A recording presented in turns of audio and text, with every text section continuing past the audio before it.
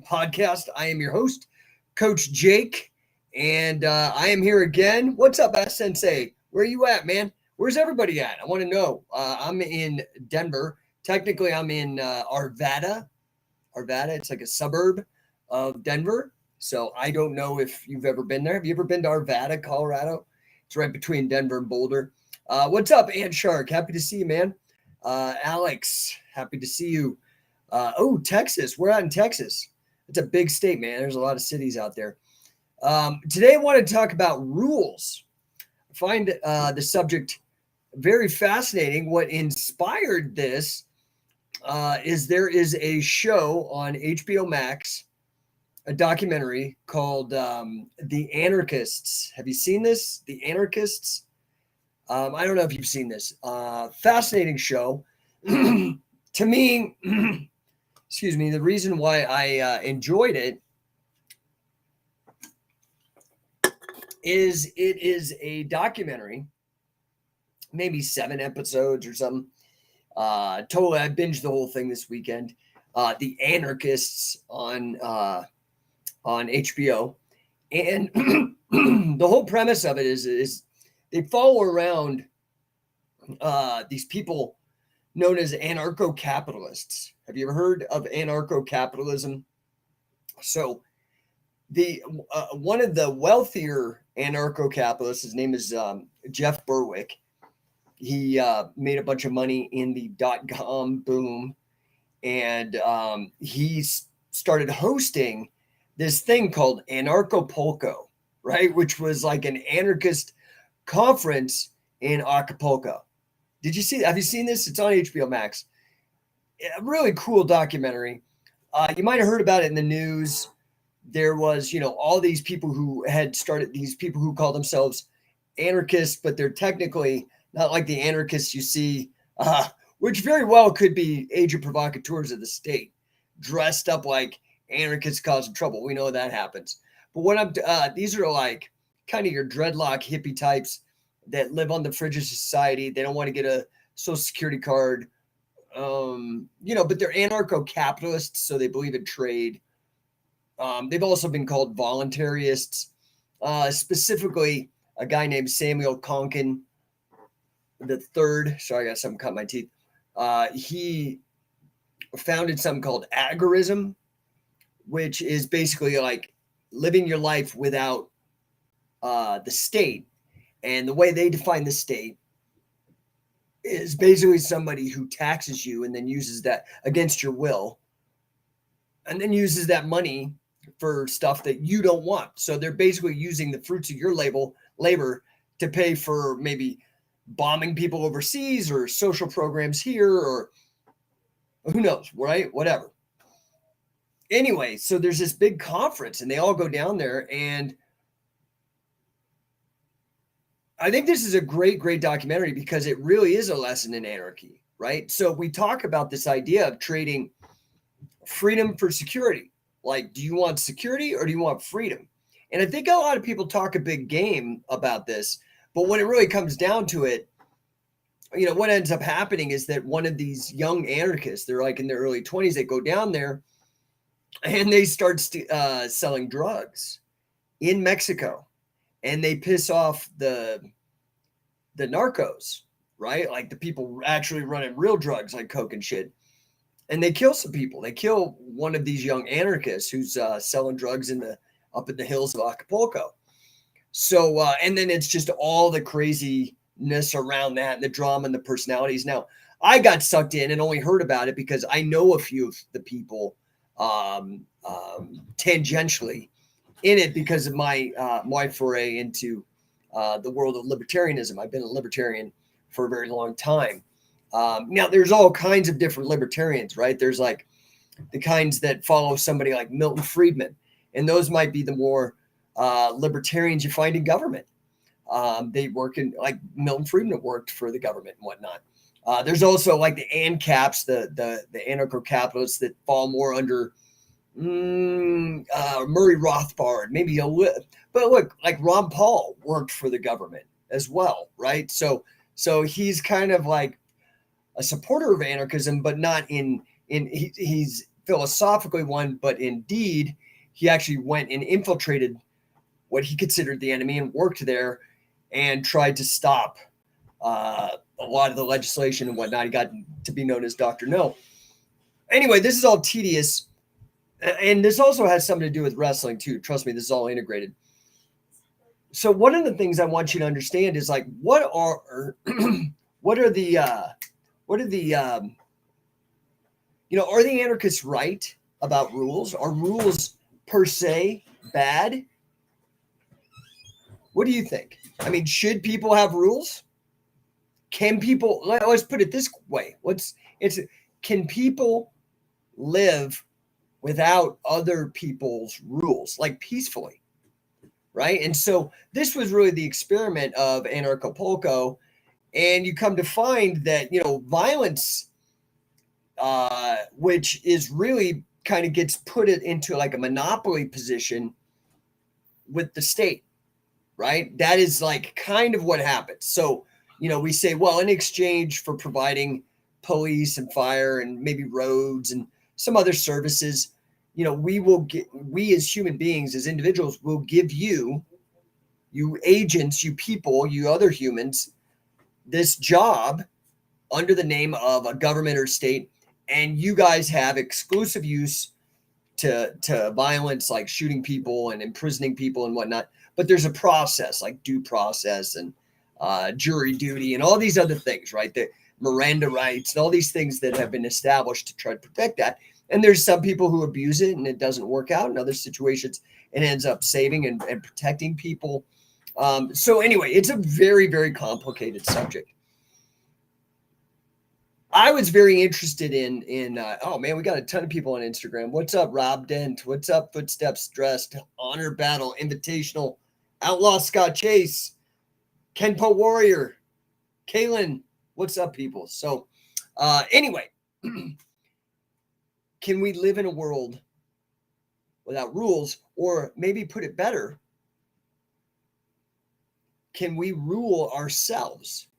So I think that, there's a great, one of the most influential thinkers upon my thinking, especially since a young age, has been the German philosopher Friedrich Nietzsche. Okay. And he has this pithy saying. He's known for aphorisms or these pithy sayings. And it goes something like this, that those that cannot control themselves will be controlled by others. That this is basically like a law of human nature. Those that can't control themselves will be controlled by others. Right? So what is the purpose of rules? Because sometimes it is stupid.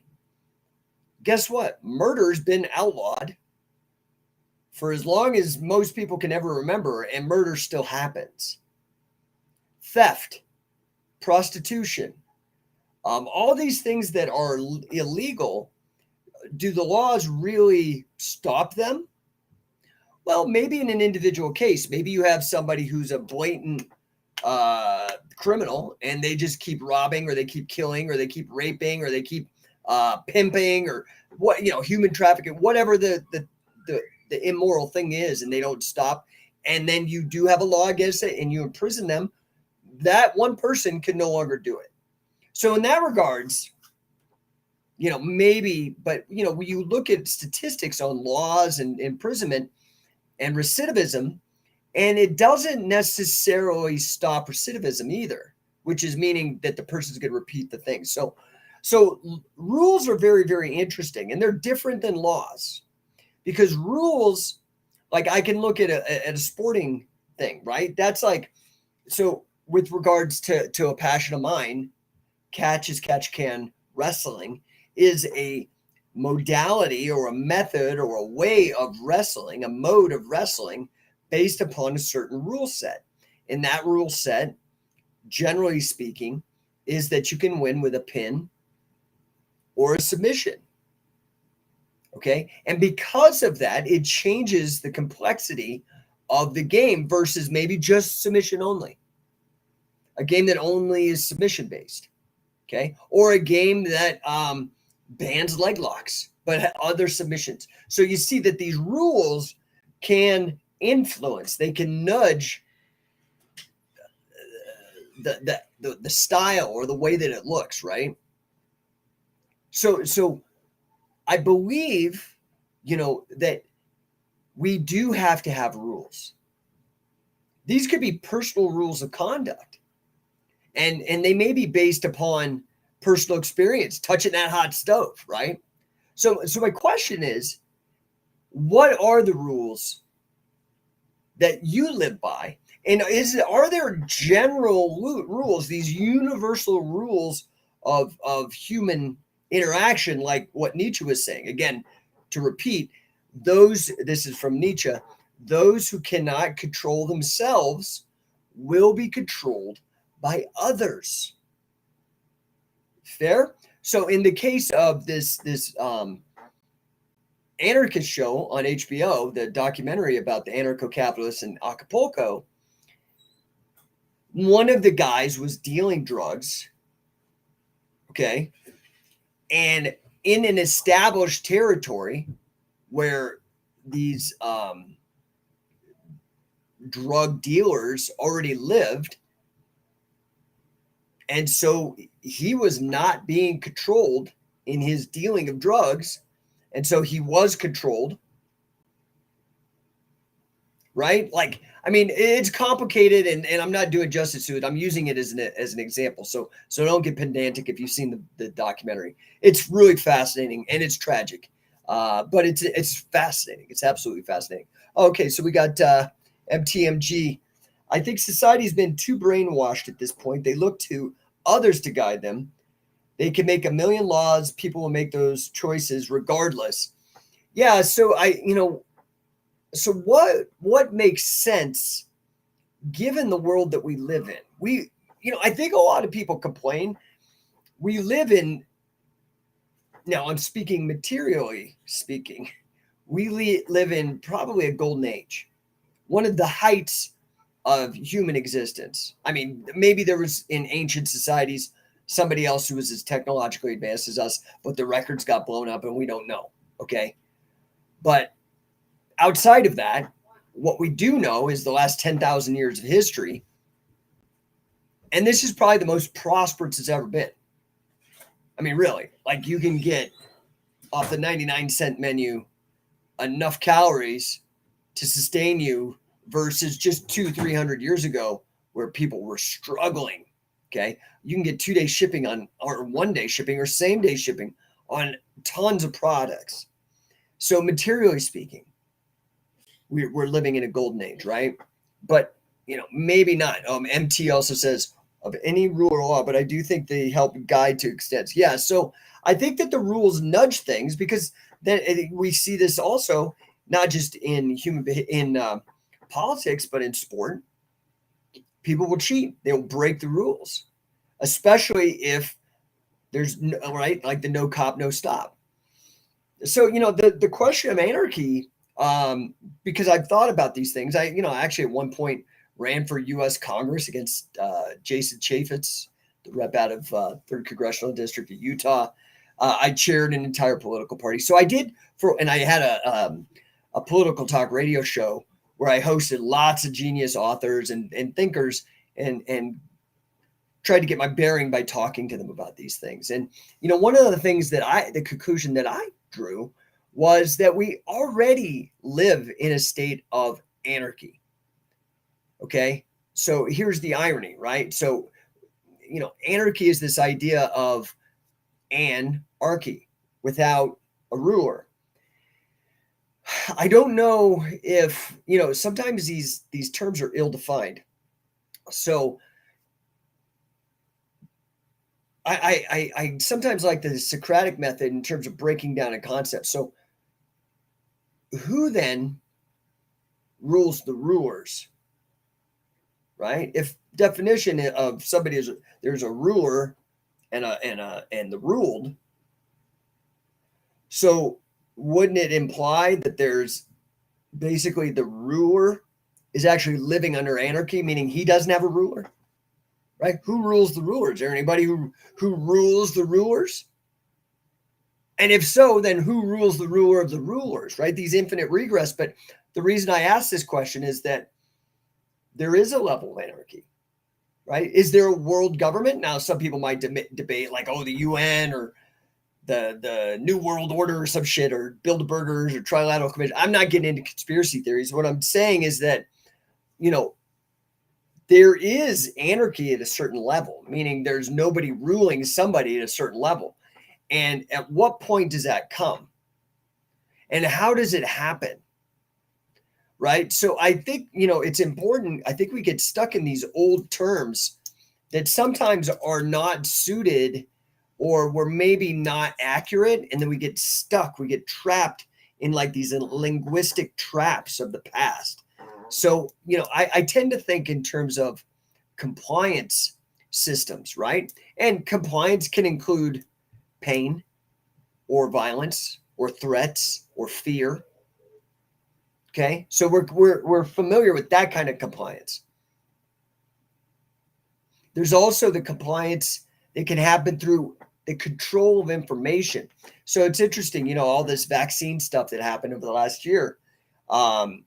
You know, they didn't make it mandatory in like a government putting a gun to your head kind of situation, right? But they made it mandatory for you to keep your job. And that was enough of a lever to get a lot of people to take this crazy, to become a canary down the coal mine in the largest medical experiment ever conducted, the medical trial ever conducted in human history. So they got the compliance, but they didn't have to put a gun to somebody's head. But they did it because they put somebody's business at their head. Because what happened is the government could threaten to revoke business licenses off of OSHA or, you know, whatever the safety regulations were. Now, they were quick to forget the lessons of the Nuremberg trials, the rules, the Nuremberg Code, right? Again, not a law. Well, I guess it is a law. It is the basis for medical ethics, and most laws are, you know, like, so Pfizer lost the largest criminal lawsuit in the history of lawsuits, and now all of a sudden people are trusting them to inject this shit in their body that's not been through proper testing. Now you can redefine what proper testing is, but proper testing based off of what most people, when there's not this craziness being pressured upon them, right? So I think it's important for us to be maybe skeptical of rules. I don't know that you can live without them, because I have like rules for myself based on my life, right? Like, I'm a cancer survivor when I was a kid. So I don't smoke cigarettes. That's a rule I have.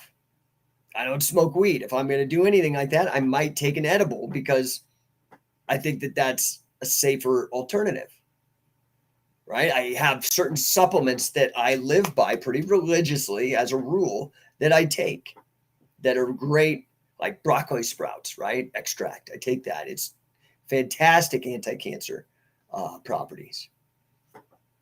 Let's see. Kalen says, in Spanish Civil War, tried it but didn't work. When people get scared, you end up with Franco. So fear is definitely a way of getting these compliance systems going, right? So I think, you know, it might be antiquated to think in terms of the state. I think, like, you know how like Friedrich Nietzsche said that God is dead, meaning conceptually the concept of God is dead. I think maybe that it might be fair to say that the state, the concept of the state, is dead.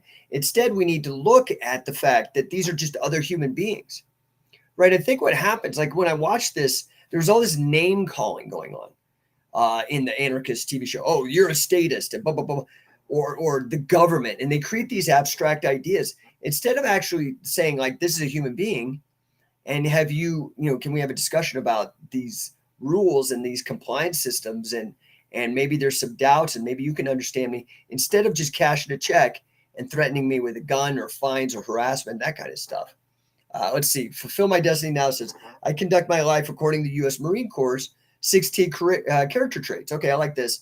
Marine Corps' 11 leadership principles and the U.S. Marine Corps' core value duty, honor and courage. I can only control myself. See, I love that. And I think that's really what it comes down to. But the problem is the people that don't believe that, right? Because maybe there's a caveat here. You can only control yourself, but maybe that also implies that you can't control others.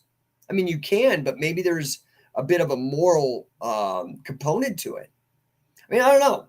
It's up to you to come up with your own decision here. I'm not being dictatorial about it. I'm just asking the question. So, do we need rules? I think that we do need rules. Do we need a crap ton of rules? I don't know that we do need a crap ton of rules. I think that creates problems in itself. I think it stifles creativity, right? Fulfill Destinies Now says, our society blames rather than taking personal responsibility. Now, I agree with you, dude. You're 100%. I'm square with you, because to me, the definition of freedom or liberty, or this idea of having more options, more choices, more ability to do more things, is synonymous with responsibility. Freedom and responsibility are actually the same thing. So in the case of Anarcho-Polka, I would recommend you guys watch it. It's a fascinating documentary. And you get to see the other, and this one's on HBO Max. The other one that I think is fascinating in this same regard is Wild Wild Country, about Osho, the spiritual guru who tried to set up his own community, which was somewhat, maybe you could call it anarchist, but really it was really controlled by by his assistant. I can't remember her name. But very interesting to see when you see like these conflicting values and rules, and how, the importance of conflict resolution and of third parties. Now, do those third parties necessarily have to be from a government or a threatening organization or a compliance-based organization? I don't know. Interesting concept, though, to think about, right? So, what are the rules that you have for yourself? So one of the rules for me personally, and this has been, honestly, this is crucial. This is something I've learned for myself. Experiment with it, see if this works for you or not. That I believe really helped me, honestly, was being a person that lives up to my agreements. If I say I'm going to do something, if I say I'm going to be somewhere, if I agree to something, I'm going to do my best. Hell or high water, it's very important for me to do that. Because I have done that, and I've done that for so long, I believe that is the very core root of my success as a business person. Not saying I don't have a lot of room for improvement. I do. I am not a billionaire yet. I would not mind being a billionaire. That is a goal of mine. So I haven't totally figured it out, but I do think a big component of that is your reputation. Okay. And that reputation is actually not with people that don't know you, because you can't control that. Anybody can be slandered, smeared, libeled. That happens all the time. That's why those words exist, why there's laws on the books against them, because it can happen to anybody where you're lied about or anything like that. I'm not talking about that. That's not reputation. What reputation to me means, the people that you made agreements with, and they know that you lived up to your agreement. That is your reputation. That is valuable. To me, that's the most valuable thing, one of the most valuable things in business, because business is about agreement, not disagreement. It's built upon agreements and being agreeable. It's hard to run a business when you're not agreeable. Nobody likes that, right? If the customer is indeed always right, then that means you must agree with them. Okay. Now, the client isn't always right, of course.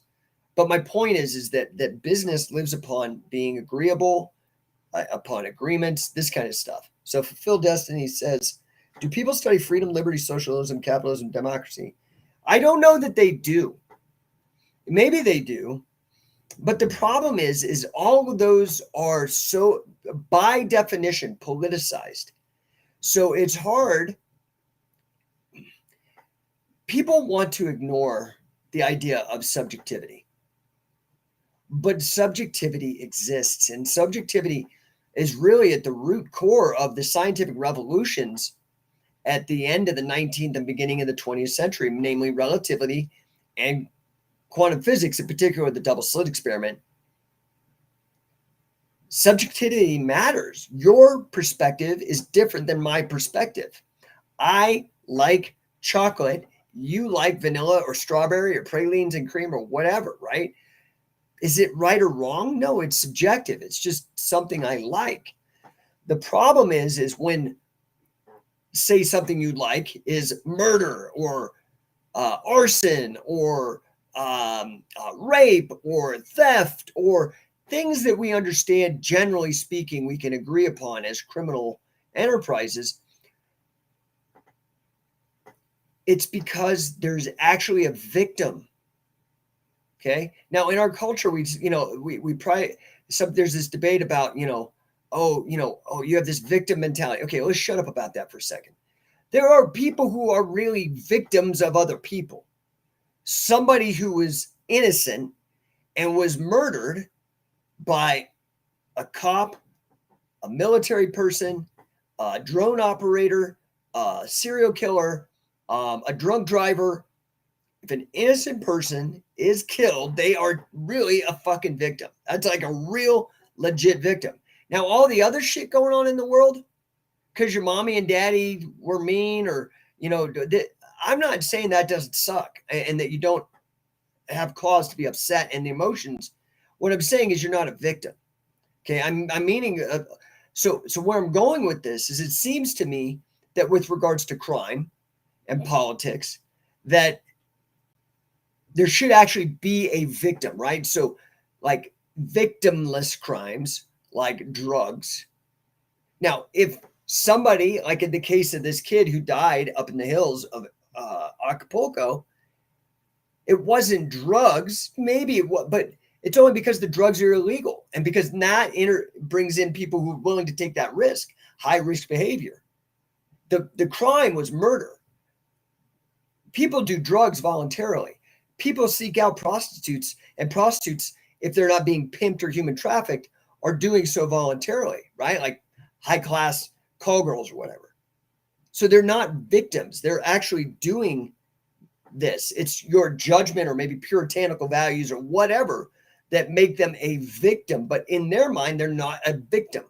So there shouldn't be a crime. It seems like it to me, right?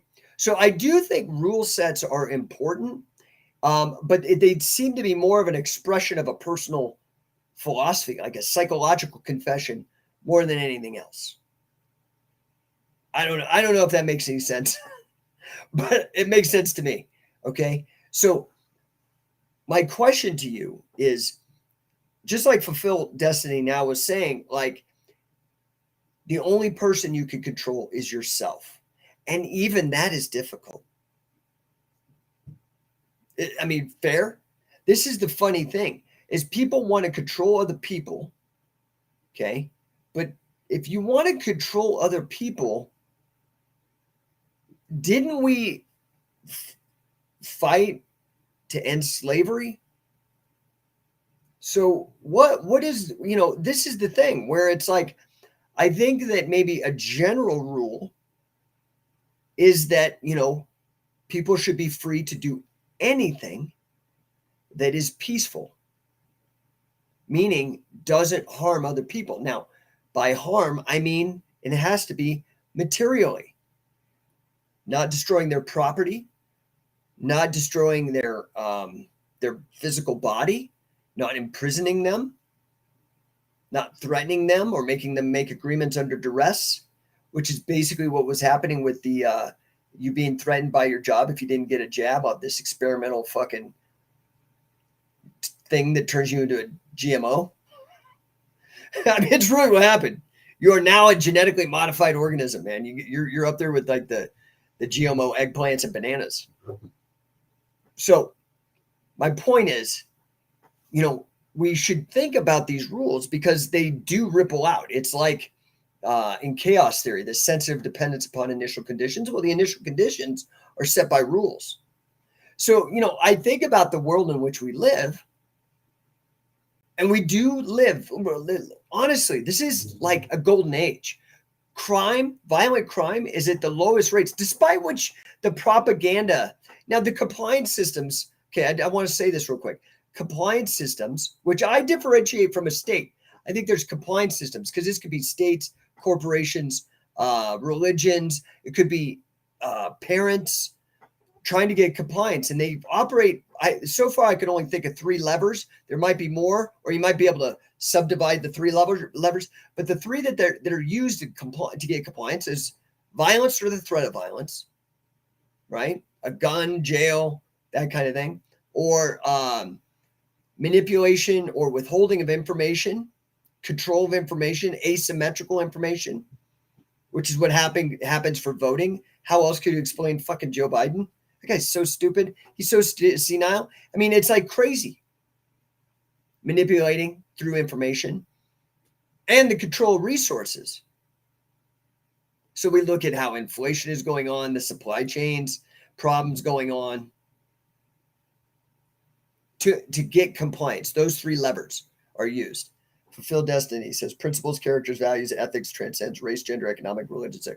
Yeah, of course, these are principles. They don't, right? They should be broadly applied to every human being who, as being born, is given that consideration, mostly through the idea of empathy, right? This idea of a theory of mind that if I'm human and I have these feelings and these desires, and these concerns, I can extrapolate that and say, you're a human and you must have hopefully similar things.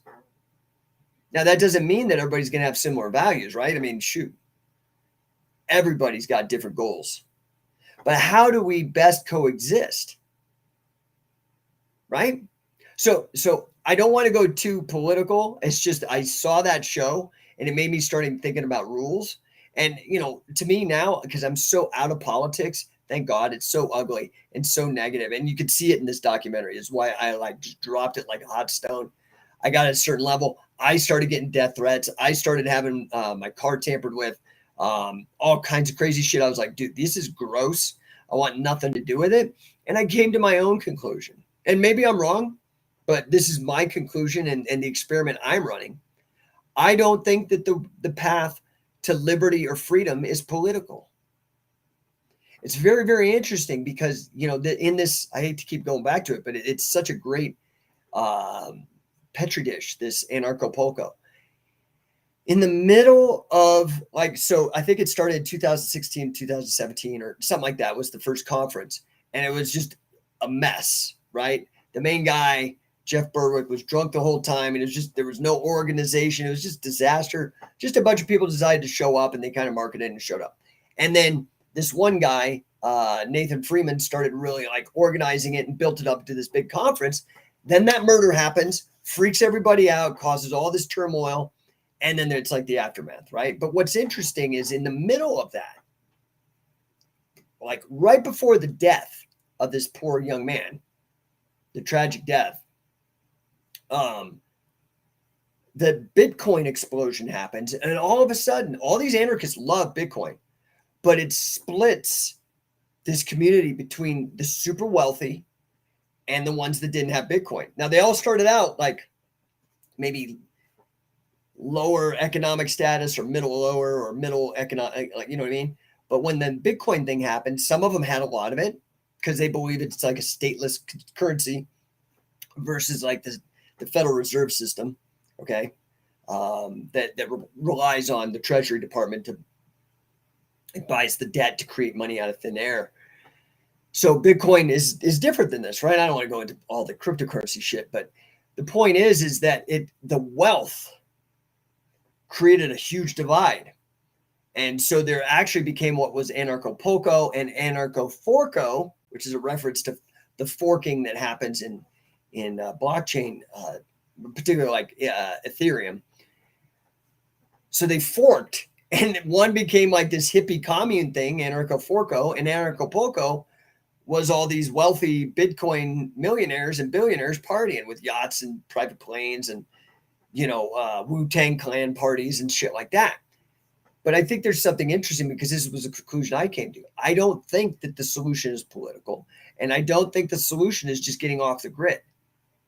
I think there's a lot of anarchy or a lot of freedom still to be had. Part of the problem, honestly, is the phones, right? They've made them very seductive. We use them. They've studied all the psychological triggers that get us high off of our own chemicals, the endorphins and the oxytocin and all those things that are triggered by the bells and whistles in your phone. But it's a bug. It's a surveillance device. And it's clearly being used by Google and Amazon and all these to serve you ads to buy stuff. But we also know that governments have access to it as well. Okay. So, you have a choice to stop using this, but you don't. You're seduced by it. And I'm victim to it too. Although I've really tried to do my best to switch from being using it like a consumer and using it like a producer. Because this is the lesson, I think, that the path to true freedom, okay, you're always going to have despots, control freaks, murderers, thieves. I think they spontaneously occur within human populations. So I don't think that that's ever going to be gotten rid of or cured. I fucking hate how everything's medicalized now. They don't even use political metaphors. Everything's a medical fucking issue. But I don't think those things will be going away anytime soon. Okay. I think a lot of that is a function of material abundance. The reason why crime rates are so low is because it's so easy to get stuff, and stuff is relatively cheap. Okay. Fulfill Destiny. Are you familiar with Conscious Capitalism by John Mackey? Yeah. So he's a longtime libertarian. Great guy. Hippie capitalism is really kind of what his deal is. Successful businessman. He actually just came out. He's very worried. He thinks socialism is taking the planet over. And I think that it is as well. But I think that it's more of a mean reversion. I think this experiment that we've had with abundance as a result of markets and capitalism and free trade, I think is an aberration. I think it's mean reversion, meaning that it's an anomaly and the system's going to, you get a spike and then it goes back to baseline. And the baseline, sadly, in the last 10,000 years is a history of slaves and masters. And so I sadly, I don't want any part of it, but I don't know. It's kind of inevitable in a way. I'm actually an optimist, but I am also an optimist because I try to look at things as objectively as I can and then navigate. So I'm not necessarily optimistic for everyone because some people will have tragedy befall their lives. I've had plenty of tragedy. So it's something that happens. But I think when you start to deal with facts, okay, and I would define facts as those things that when you stop believing them continue to persist. That's actually a Philip K. Dick model. So whether you like it or not, they still exist. Though you have to start dealing with facts. And when you start dealing with facts, you start looking at how people have become free. And I think a large measure of it we could see happen in that little petri dish of Anarchapulco is wealth. Right? So now are there rules to wealth? Yes, there are rules to wealth. Produce more than you consume.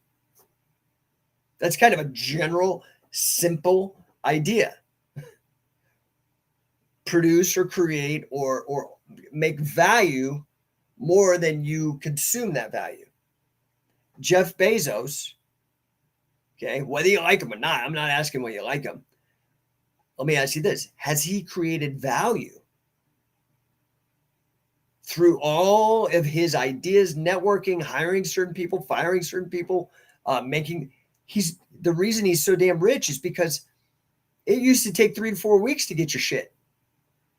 Now you can get it the same day. I was sick and I was suggested to get on glutathione and NAD for Omicron a couple months ago by a nurse. I checked on Amazon. I got it the same day. I was better instantly. I didn't have to suffer any longer. That's value. Okay. You have to start producing value. Now, some things you'll think are valuable and the market will be like, nah. Or you'll be like, nah, and the market's all clamoring for it, right? Like, look at like some popular music bands that you're like, God, that is awful music. But clearly there's value there that just you don't understand. Somebody's taking advantage and cashing a check and becoming wealthy. And I would argue that wealth does correlate with freedom in the way that I define freedom as optionality, being able to have more options and choices.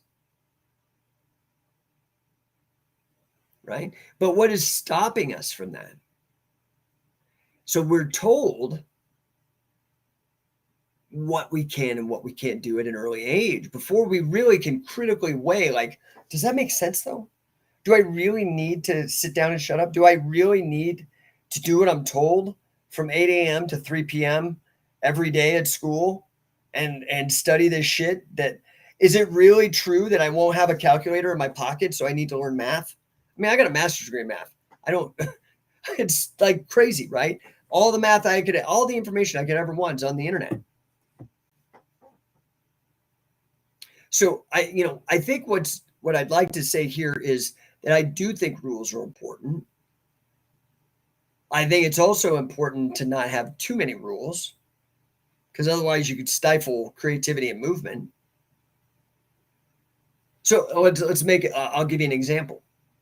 Let's look at folk style wrestling, which has a ton of rules. The time frames have shrunk down. Was it 2 minutes a match now or 3 minutes? I can't keep track anymore. They changed so much. The same with freestyle. The rules change. And as such, the things that you can do become less and less. Let's look at the rules between UFC and Pride. Do you think Wanderlei Silva would have been as successful in UFC as he was in Pride? Because he really was killer with those foot stomps and those head kicks, which are illegal in the UFC, but were, to a downed opponent, but were legal in Pride. So you see how like these things can play out. And sometimes they're not life and death. I mean, like looking at the rule sets between IBJJF and King of Catch Wrestling. We have a more open rule set. We allow more things to happen. We don't even have levels. It's like, enter. Now, what ends up happening is because we don't want sandbagging. That's how I decided to get rid of sandbagging, was to not have any levels whatsoever where people could pad their records when they're actually really good and they go to the intermediates or the beginners to get medals. Now, that makes it harder. Some people are like, dude, I ain't going in there because it's going to be all advanced guys. And that's kind of what happens. We have a lot of high-end guys and some guys who are willing to take risks to get in there with these tough dudes. But it changes it. So, as King of Catch, we've been around for since 2007. So 15 years. We're not huge, right? But that's because the rule set is got a lot more options to it, a lot more risk in the game, a lot more ways to lose, right? Fulfill Destiny Now says, I hate the new judo rules. The new judo rules limit leg attacks. Well, see, that's, you look at freestyle now. Freestyle looks a lot like sumo wrestling. They don't do a lot of ground wrestling. I really enjoy the folk style more. But more than folk style, I enjoy the catch because they limit the submissions.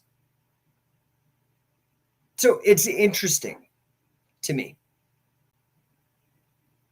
And watch pro wrestling, which isn't real competitive, but how many rules are broken? Like even the good guys are breaking rules, hitting people with belts or trash cans or whatever, right? So, I think it requires us to be careful, and maybe we should have some rules about rules. Maybe we should start thinking about meta rules about rules. Like in government, maybe a good rule is that every single rule that's passed has an expiration date, that there's a sunset provision. Do you know, I think there's like laws on the books in San Francisco that it's illegal for a Chinese person to own a laundromat within a mile of a white person or something. I mean, like, the fuck is that even doing? Like, every one of these rules that's created should have an expiration date. That'd be simple to put in. Maybe every rule should prioritize consent. This is something that, like, so the Nuremberg trials, it's called principalism, is the ethical philosophy that came out of it, bioethical principalism. But the Nuremberg Code had very interesting code of conduct, and I think it's a great, not just for medical ethics, I think it's great for all politics. First, do no harm. Oh shit. Can you imagine that as a general rule? Do no harm? Now, we need to define it, because harm could be, oh, you hurt my feelings. Well, come on, man. Right? We're kind of heading into that world now where everything's so comfortable. Now, just the slightest thing is like flared up, when it's like, dude, that's not a big deal. You might need to be a little tougher and let things roll off your back. Anyway, I hope this makes sense. And I hope maybe this just got you thinking about, I don't necessarily per se have any of the answers. I've thought things out and come up with my own answers, and I think I can defend them or argue them well. Am I right? I don't know. I don't know. I do think, though, that wealth is the way to having freedom. And again, freedom is defined as the maximum number of options or choices in life. So what are the rules of freedom and the rules of wealth? I would say that one is to become valuable. What does it mean to be valuable? It implies under other people, right? Because a billionaire on a deserted island, that money don't do nothing if there's no other people. What good is $1 billion if you don't have other people to spend it, to buy stuff from? Right? So become valuable. And I think people put the cart before the horse. They want the money before they're valuable. You're not going to make money until you're valuable. Right? So, for example, I created the Scientific Wrestler Affiliate Fight Gym program. 4 people have already jumped on. I've got like 6 in the wings that I'm working on.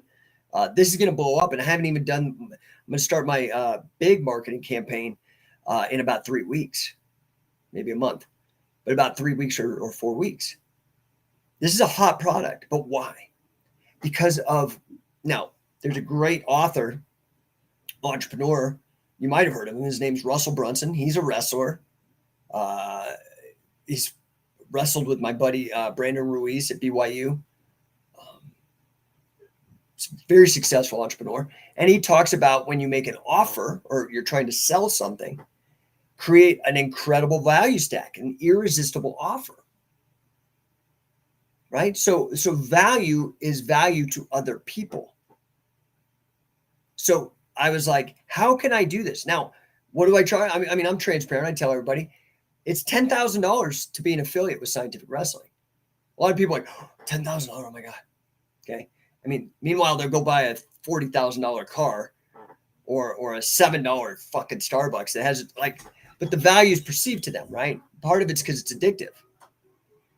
Now, how did I overcome that to where now people are buying this package, which seems like it's a high ticket until you hear the value exchange?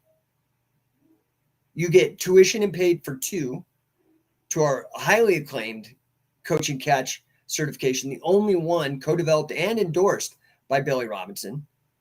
1 tuition is $5,000. You get 2. So there's $10,000 right out the gate. So right now you do that, and you do this with your partner at your gym or your husband or wife or your son or your brother or whatever, your buddy, you're already getting more value out of it. Then on top of that, I added a Mace Bell cert. And not just from anybody, because anybody can do it, but the guy who started the Mace revolution, started it, founded it, created the first fitness mace and all the protocols and named them. Okay. So now you got 3 ways to make money with this $10,000 investment. But then I was like, I need to make this irresistible. I mean, need to make it to where it's like, you would be stupid not to come up with a way to spend $10,000. Next thing I did is I offered the complete resale rights to everything I've ever produced through Scientific Wrestling. This is like 20 different instructional DVDs, websites, books from the very best on the planet. Okay. So now you can make money teaching grappling, teaching fitness, selling product. Then I was like, that is not enough. I added on business coaching from yours truly. And I not only have a master's in financial mathematics, started and scaled and sold several entrepreneurial companies. I scaled them up into millions of dollars.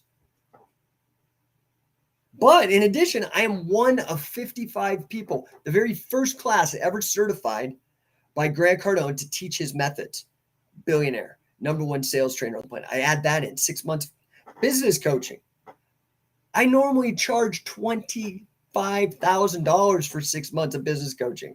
And I get it. So now you have two tuitions that are total $10,000. You have another certification that's $1,500. You have resale rights. That's almost infinite. That's on you, how much you could sell and hustle. Then you get business coaching that I normally charge $25,000 for. And then that wasn't enough. I was like, I need to dominate. There's no other affiliate program. Nobody doing what I'm doing. Now they might start copying me, but I'll always be #1. I'll always be the first one because this is what I do. I think things through, I execute, and I make it super valuable. Super valuable. Incredible value. Value means the best bang for the buck. Then I partnered with the #1 digital marketing agency in the MMA gym space. I can't say it, but they have these are big gyms. They I'll get to you, Matt, and I'll get to you, Fulfill Destiny. Let me just finish my thought here. They're getting over 1,000% return on these guys' advertising spend. Do you know what that means? That's 10x, right? So I talk 10x all the time. 10 times your money. That's like you put in 100 and you get out 1,000. That is like a no-brainer. I don't know what to tell you guys. So that to me is like how you create value. Now, it's taken me 20 years to put together all those resources for the resale rights. It's taken me 30 years of business experience to put the whole package together. It's taken me a lot of money to learn from Grant Cardone and to get my master's degree. So you see, like, I've made myself valuable, and now I'm making that valuable to other people, right? Okay, so we got a couple questions I want to get to. Fulfill Destiny. Can you understand and calculate derivatives? Yeah, I can integrate them too, or used to. I haven't had any need or cause to do so in 20 years, and now they got wonderful MATLAB programs that can do that for you. But yeah, I mean, I had to take calculus 1 and 2, and then I had to take stochastic calculus. So yeah, I can do all that, but I could also calculate derivatives in the financial sense, like options using Black-Scholes and whatnot. So I'm not sure the way you mean, but I got you covered, bro. Kalen, when you see various fighters using catch moves to win world titles and all championships, why has it still filtered through? Why hasn't it? Yeah, so that's what I'm working on, man. Now the thing is the Brazilian Jiu-Jitsu guys were brilliant because they used the UFC. The UFC originally was a promotional vehicle, a marketing vehicle, developed by Jorge and Gracie and a few investors, and they really put on their particular brand of grappling on display and booked it to win. Notice Gary Albright wasn't booked, and there was a lot of people that were on that could have been on that show instead of like goofy taekwondo guys and stuff, right? Okay, so it was a brilliant move business-wise. And then they ended up moving in and kind of taking over the retail martial arts space from kind of the typical taekwondo McDojo. Now you have the BJJ McDojo in the strip malls around the United States, making a lot of money. Okay, great. I don't begrudge that. I don't, it's ethical. They're not, I mean, some of the ones in South Florida where they're fucking their students and stuff, that's not ethical. But what I mean is like, and insofar as it's just a business and people are making money in that, I have no problem with that. I just don't think the value is there personally. That's why I never bought into it and why I went on my own route, because I do believe in catch wrestling. But I'm grappling literate. I look outside of just catch. I've studied Sambo, folk style, Greco, judo, Aikido. I mean, I look at all these different styles so I can get a general idea, a lay of the land. And to me, in my opinion, Catch as Catch Can was by far the best combat sport for MMA outside of MMA itself, right? Maybe in conjunction with something like Muay Thai. I feel Muay Thai and boxing are still the best striking arts that you can add. And then Catch as Catch Can. And so, it's funny you say that, Kaylin, because I'm just one man and I learned my lesson late. That's why I'm doing Shoot Pro right now and why I need your help in helping me get good sponsors, because I think it's the platform. The UFC is what put BJJ on the map, regardless if BJJ is good or not. Okay. And I don't want to make that judgment. And there's great things. I don't mean to offend anybody. BJJ, I have a lot of respect for. Those guys are game, got some great technique, really tough guys. But I think, you can see as the game has evolved now, it's looking a lot more like catch wrestling, whether they want to admit it or not, or they say Ashi or not. Like, I don't give a fuck. I have my own set of eyes and I can look at fucking pictures from 100 years ago or 200 years ago. It's not complicated, right? These are facts. So I do find, though, that we get less pushback as catch wrestling, scientific wrestling. I was just this weekend with our first American affiliate, speaking about the scientificwrestler.com affiliate program. Our first American affiliate, we were there doing a training camp at his big gym down in Aurora, Colorado this weekend. Had a great time. You can go, I took some pictures and put them up. Well, other people took pictures, but I reposted them on Instagram. You can read them, got some great reviews. People really loved it. But I think, the sensibility of catch wrestling is like boxing.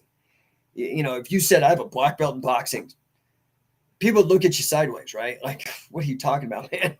Or a black belt in MMA. MMA, boxing, and catch wrestling are all prize fighting sports. This is the essence of catch wrestling. I've talked about this.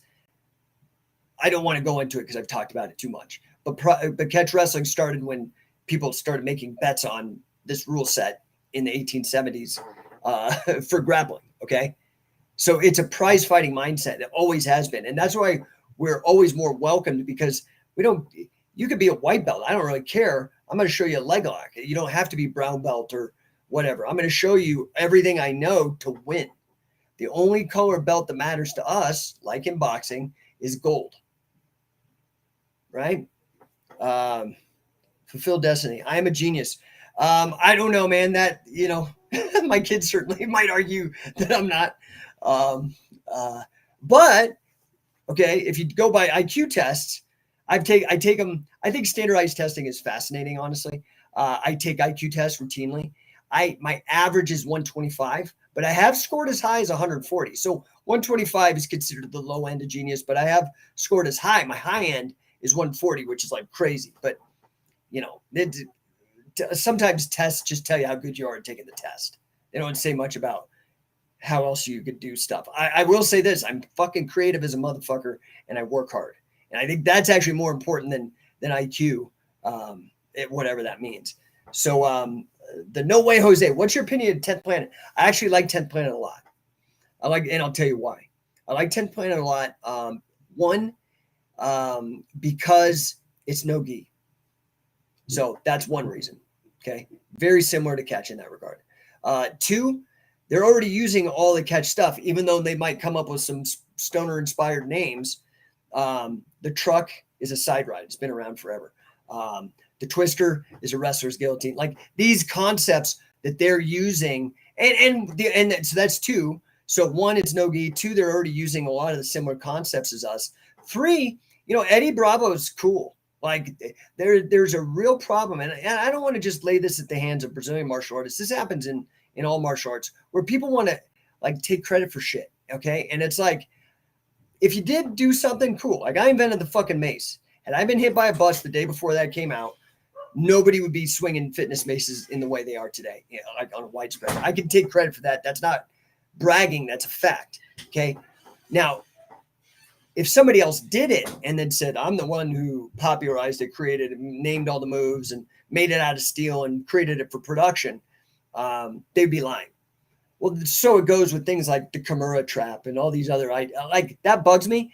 Eddie Bravo does not seem to do that in any way or shape or form. He seems like a straightforward dude. Like he's like, yeah, fuck, I just renamed it the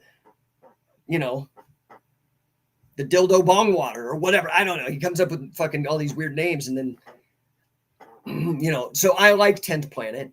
I think Eddie has an interesting thing going.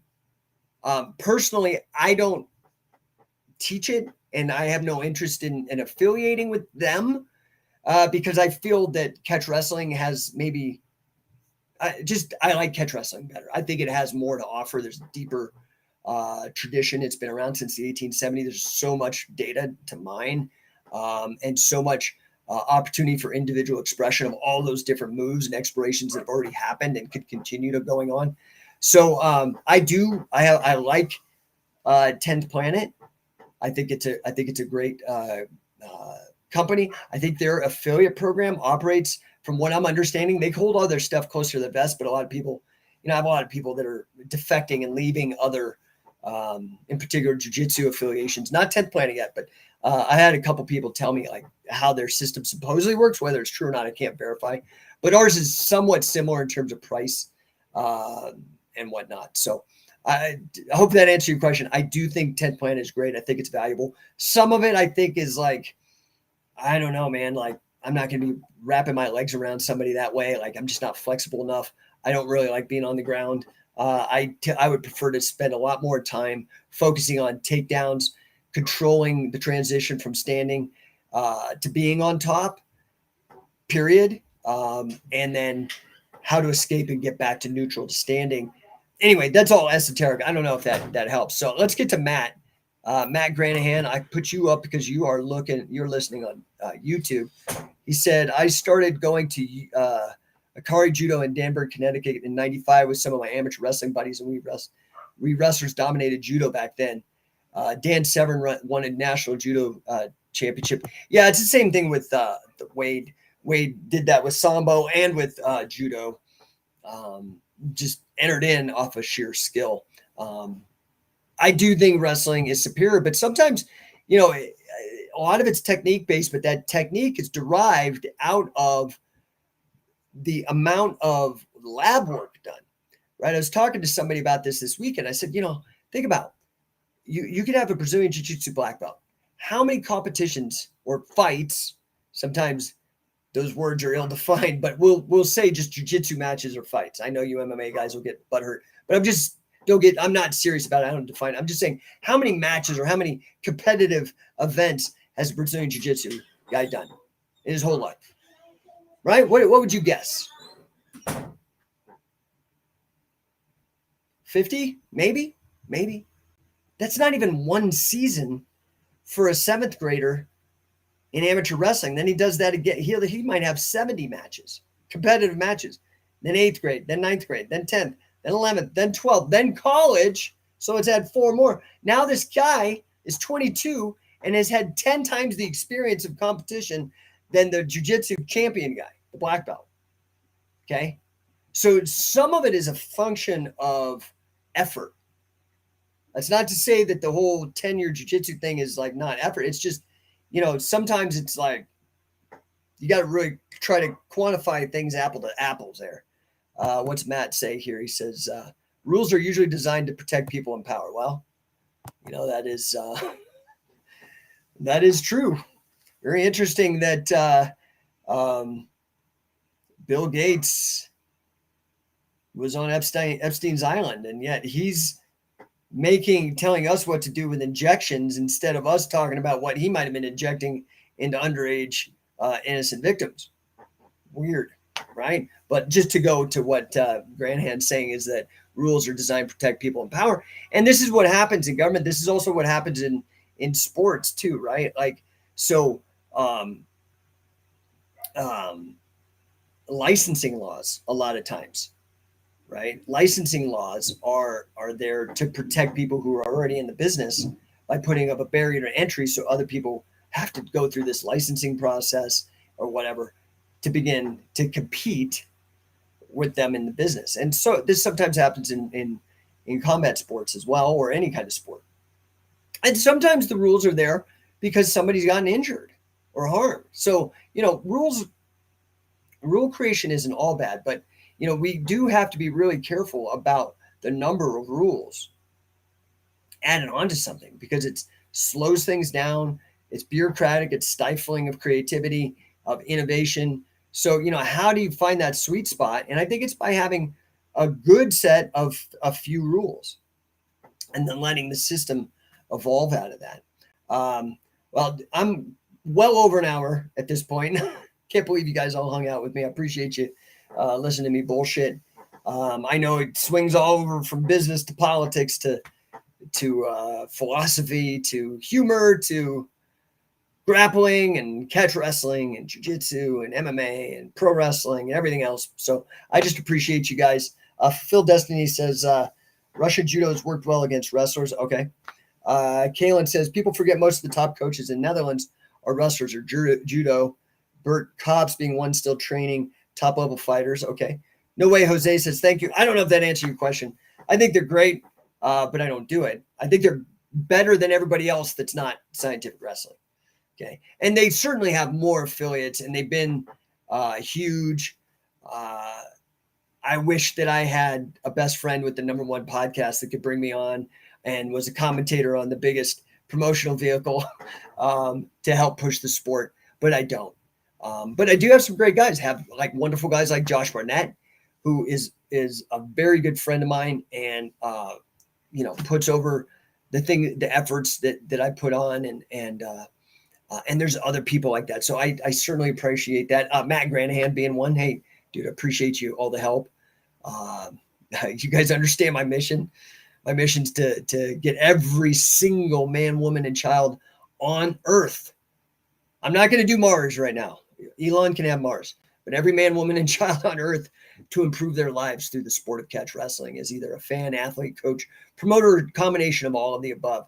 I believe that that scientific wrestling in particular is the hands down best method of personal development in all humankind. And let me explain that. And maybe I need to do a whole fucking show because I could go on, but I've got other things to do, and I'm sure you do too. But personal development, right? Trendy names, self-help, that's what I used to call it. That's what I like to call it. But personal development is the new rebrand. Consultants are now coaches. So staying with the new language, personal development,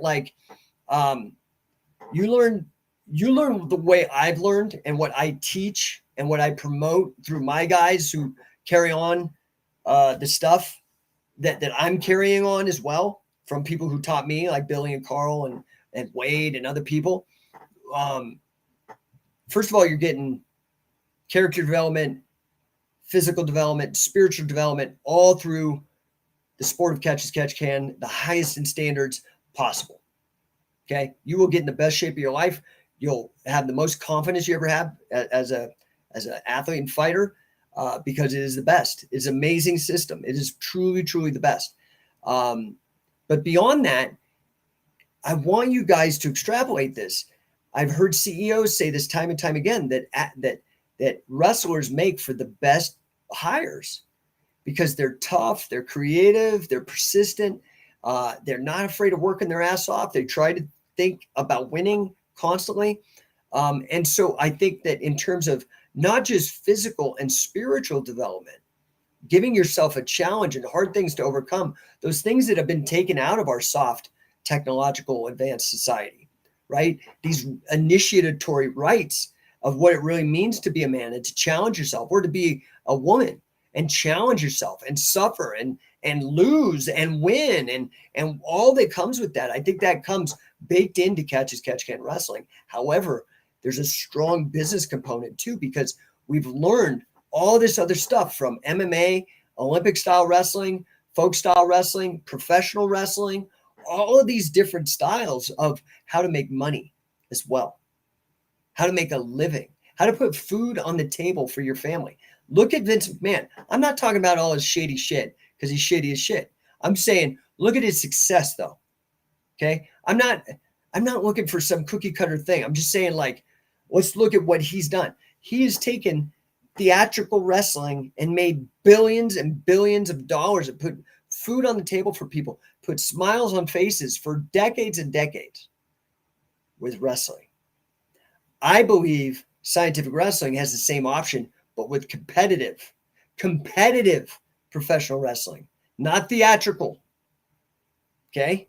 Not the stuff that now Triple H and Stephanie are in charge of. And that's great. I love that shit, dude. I'm a fan, especially NXT, man. I love that old black and gold era of NXT. Amazing product. Okay. But it's not catch wrestling. It's not competitive. That's what we're doing and the opportunity that we have. And I'd love to have you on mission. So let's see. No1 Jose, do you believe catch by itself is a complete self-defense system? Okay, I don't think it, you know what's a complete self-defense system? A fucking concealed carry, a gun, and a pair of sneakers, and a fucking kick-ass attorney. I don't want to talk about self-defense. It's a waste of time. Okay? If somebody's gonna fuck with me, I've got a knife, I've got a gun, and I've got an attorney on speed dial. Okay? That's how you defend yourself. Like, it's the modern age, dude. If you're getting into, do you see that dude who got stabbed in the throat in the subway or whatever? Like, it's self-defense. I have a problem with that. I think you're going to get people killed trying to sell self-defense unless you're teaching people how to fucking use a knife or shoot somebody with a gun. Self-defense. I'm not talking offense or murder or crime. I'm talking defense. So now, would I rather know catch wrestling than Taekwondo, Krav Maga, Brazilian Jiu-Jitsu, boxing in a self-defense situation? Yes, I would. But I'd also rather have a gun or a knife or a group of people that have my back. Fulfill destiny now. Let me restate. Russian judo works against wrestlers in judo competition. Oh, well, that very well could be true. I have no idea. Combat athletes, and he says combat athletes in general make great salespeople, entrepreneurs, all that kind of stuff, because it takes this willingness to persist and this willingness to win. Right? Now, the trick is to do it ethically and not manipulative. That's why I like Grant Cardone, man. That guy fucking dominates, and he does it in a transparent, honest way. That's why I teach the way he teaches in sales. So I don't know. I got to get out of here, guys. I really appreciate the conversation. Show up tomorrow. I don't really have a set time. Maybe I should start doing that for sake of you guys that want to be regulars on the show or just keep the conversation going. But I don't, not yet. So tune in. It should pop up on your feeds. I know it does if you have YouTube. All the lives right now pop up if you do. Like Facebook, I think, does too. So you can see it. I hope you can tune in. If you don't, you can always go to like number one ninja. .ninja. That'll take you to all the old shows, and they're all up on YouTube. They're also, I have them on Spotify as well, so you can listen to any of these old shows. I think I'm at I must be close to 50 by now, 50 different shows. So they're archived. You just won't get them live. To get on live, you just got to jump on when the live notification comes onto your phone or whatever. So I appreciate you guys. Fulfill Destiny Now says, thank you so much. Thank you, dude. I appreciate you. Great questions. Great commentary today. Also, thanks to Matt and who else was jumping in here? The No1 Jose, Kaylin. I appreciate all you guys jumping in and sharing your ideas and your thoughts. We'll be back tomorrow. Take care. Have a great night.